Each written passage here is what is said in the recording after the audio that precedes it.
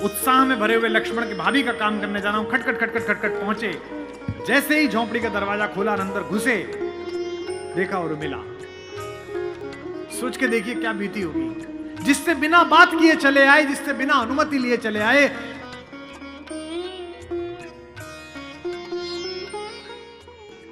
इस मंच पर 3 दिन से मेरे पार्श्व में आशीर्वाद की मुद्रा में शेषनाग के प्रतिनिधि लक्ष्मण लाल खड़े हैं।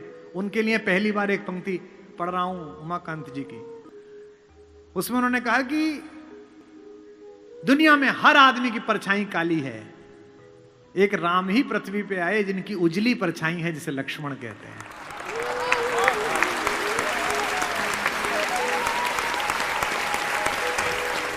ये राम की उजली परछाई है। बाबा ने अच्छी बात लिखी है, 12 से निज हितपति जानी, लक्ष्मण राम चरण रति मानी। मेरा एक बड़ा प्रिय कवि है, बच्चा वो लखीमपुर से आगे एक गांव में रहता है, ज्ञान प्रकाश आकुल। ज्ञान ने छंद भेजा, रात सुनिएगा। 4 बच्चे पैदा हुए, थोड़े थोड़े अंतर पर पालने में लिटाए गए, कि पालने में लखन व राम जी लिटाए गए, लेटते ही करुणा सदन चुप हो गए। राम तो लेटते ही चुप हो गए, हल्का सा पालना हिला। वशिष्ठ खड़े हैं, दशरथ खड़े हैं, माएं खड़ी हैं, मंगल स्वस्ति चल रहा है। दृश्य सोचिए कैसा है कि पालने में लखन व राम जी लिटाए गए, लेटते ही करुणा सदन चुप हो गए, किंतु लक्ष्मण कुछ ऐसा तेज रोए उन्हें, रोता देख धरती गगन चुप हो गए। बहुत रोए। राजवैद्य आए कोई रोग न बता सका तो, राजवैद्य आए कोई रोग न बता सका तो, ज्योतिषी भी करके यतन चुप हो गए। और लक्ष्मण कैसे चुप हुए रोते हुए? गुरु ने उठाया और लखन को राम के चरण में लिटाया तो लखन चुप हो गए।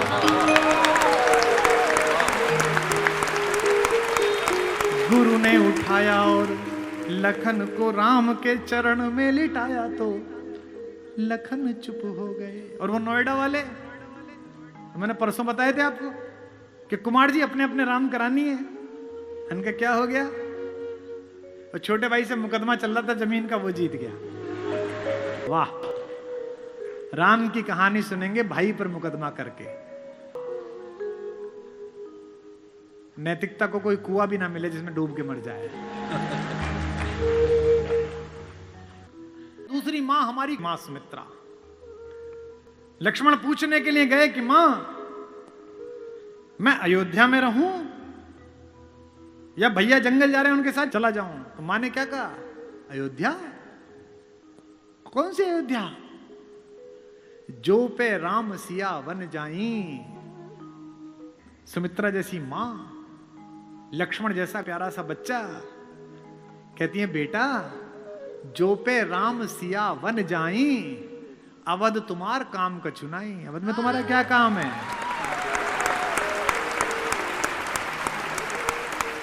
जहां राम है वहीं अयोध्या है। अवध तुम्हारा काम का चुनाई। और राम तो फिर भी हमारी मां के साथ है, सीता के। एक सत्संग है, एक स्नेह की डोर है। माना कि गृहस्थ में नहीं है, तपस्या का जीवन है, लेकिन फिर भी एक दूसरे की सुन तो रहे हैं। और यहां पति पत्नी बैठे हो तो वो इस बात को महसूस करेंगे जो 20 वर्ष 25 वर्ष बिता चुके हैं। एक समय आता है जब आपका कोई प्रेम का बहुत ज्यादा डोर नहीं होती, एक दूसरे के साहचर्य की होती है कि रहनी चाहिए यहीं। और पति को भी लगता है ये रहनी चाहिए और पत्नी को भी लगता है कि रहना चाहिए। हमारे महेश्वर तिवारी ने पंक्ति लिखी है, इस हॉल में बैठी सारी भाभियों को और माओं को समर्पित करता हूं। एक तुम्हारा होना क्या से क्या कर देता है, एक तुम्हारा होना क्या से क्या कर देता है, बेजुबान छत दीवारों को घर कर देता है। राम के साथ तो फिर भी सीता हैं। हमारी माता उर्मिला तो अकेली हैं। उनसे तो पूछा भी नहीं गया है कि अनुमति ली जाए कि नहीं ली जाए। एक दृश्य है चित्रकूट में, जहां पहली बार उर्मिला, मांडवी और श्रुतकीर्ति आई हैं अपनी सास के साथ राम को मनाने। तो सीता तो बड़ी बहन है, बड़ी बहनें छोटी बहनों का हित समझती हैं।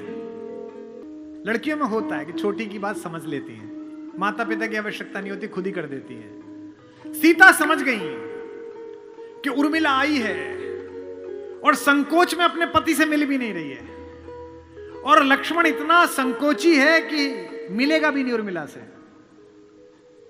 तो भाभी ने बुला के कहा कि बेटा इधर आओ।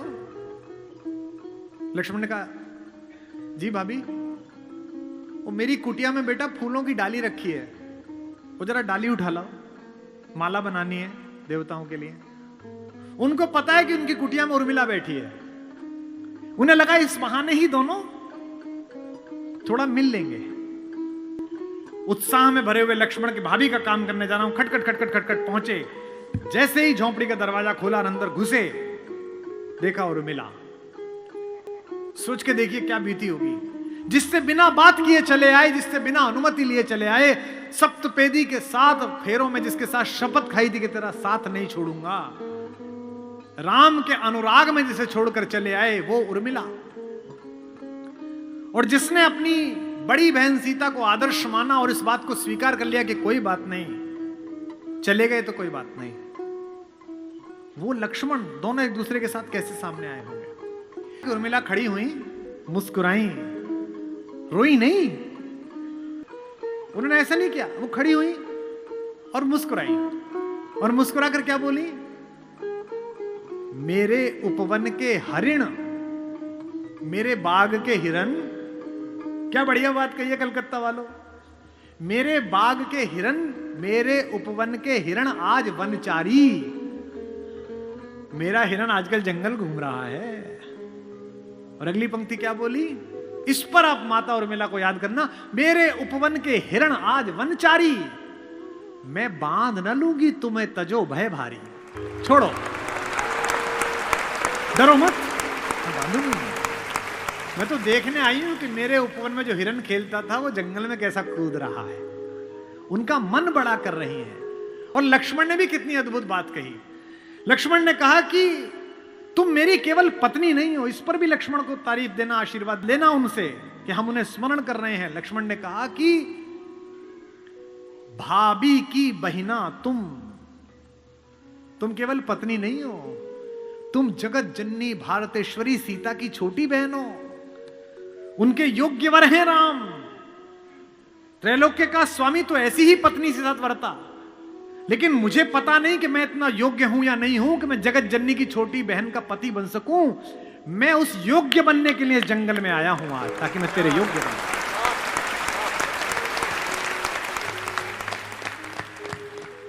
भाभी की भगनी तुम केवल अर्थ नहीं मेरे उपभोग। तपने दो वन में कुछ मुझको बनने दो केवल निज योग्य। मुझे थोड़ी तपस्या करने दो, अपने लायक बनने दो। तुम तो कौन हो, मेरी पत्नी थोड़ी हो तुम पहले सीता की बहन हो, खानदान।